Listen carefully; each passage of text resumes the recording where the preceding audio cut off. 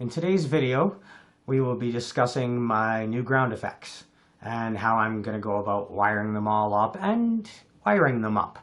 Not completely to the bike, but wiring them up with an explanation of how I'm going to do it. I hope you enjoy the video. See you at the end. Okay, so here's the plan. This is a 12 volt inverter. Takes the 72, bumps it down to 12 volts. So, let's say that this side is your bike. Okay, so we'll just pretend that's our bike. First set of underglow lights was just running off the stock inverter, and I didn't want to do that again, so I'm putting in its own inverter. So it's not taking from the headlights and everything else. So this is our 12, or no, this is our 72 in. This is our 12 out. So what we're going to do is we're going to cut that and put a switch in there so that we can turn this thing on and off when we want. Now, on the 12 volt side out, that is going to go out to this once I pull it apart. This is a 12 volt car adapter. Takes the 12 volt in. It's got a nice little fuse on it. Takes the 12 volt in and it bumps it down to 5. I've already cut the cord off because, well, that's our purpose. So this goes to yellow and black. And then this comes out. And now we have 5 volt. So I can put my lights on it. Like that. So, got a little switch. Put the switch here. So that's the basic idea. The red wire gets cut and wired to that switch so you can turn it on and off. So you can shut that 72 volt power off from getting to this thing. Because then it can't supply the 12 out and the system will just stay off. So, flick the switch on, it'll pull in 72, drop it down to 12 volt. This will pull in the 12 volt, drop it down to 5 volt, which will supply the power for my underglow kit once I get it all soldered up. You need to find some wire. So I have this old D-Link router that I have no use for anymore. So we're just going to clip the cord off this side.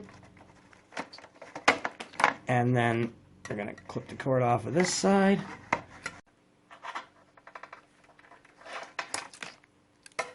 And that gives us our nice long piece of wire to use. And then once you've got your wire all wired in, you can go ahead and put on the switch. Now we're going to get this apart. Now I've got it out. So this was the positive spring. It went right there, but I just broke that off because I will be using this terminal. This is where the fuse plugs in right here. This guy, I don't have it in there right now, but and then it comes out from this end. So I'm just going to solder off to this little clip here. And then cut this off of here. This is your ground. And then I can solder the ground onto there. This is ground to the inverter, the 12 volt step down. And that will be your yellow wire from the inverter.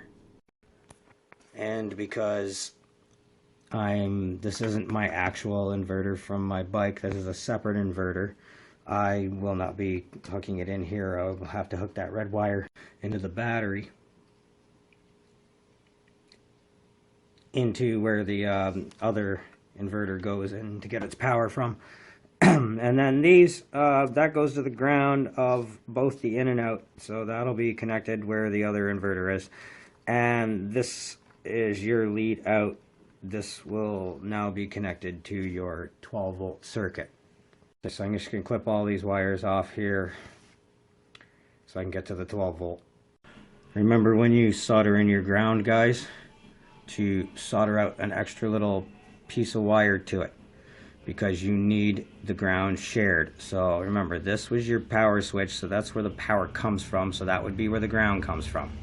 Okay, so those are your ends. So you put those aside. We've got our ground hooked up to this. Now we got to get the yellow hooked up to there. I decided to cut this little end piece off the board here because I don't want to use the fuse. So I'm just going to solder directly to that one there. There it is, guys, all soldered up and built.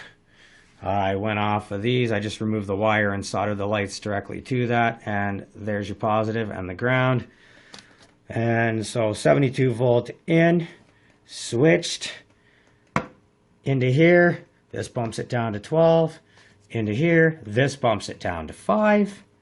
Into the lights. I also desoldered that light from this thing and soldered some wires into it that will eventually run up to my dash with the switch. So that when I have the thing turned on, not only do I have to keep looking under the bike to see if the friggin' green lights are glowing, but that little green light right there will show me whether the things are on or not, so I don't have to keep leaning over my bike to see if I can see a glow. So there you go. That's how I am installing the new ground effects in my bike. And in the next video, like I said, I will explain how to wire them up so that just the green lights are showing, because they're RGB. But I'm just utilizing the green color, and there is a way to do that. And I will show you next video, as well as show you me installing them on the bike, and then a nice tryout at nighttime to see how well they glow. So stay tuned for that one. And in the meantime, you can check out this video, that one right there. And don't forget to subscribe. Catch you on the next one.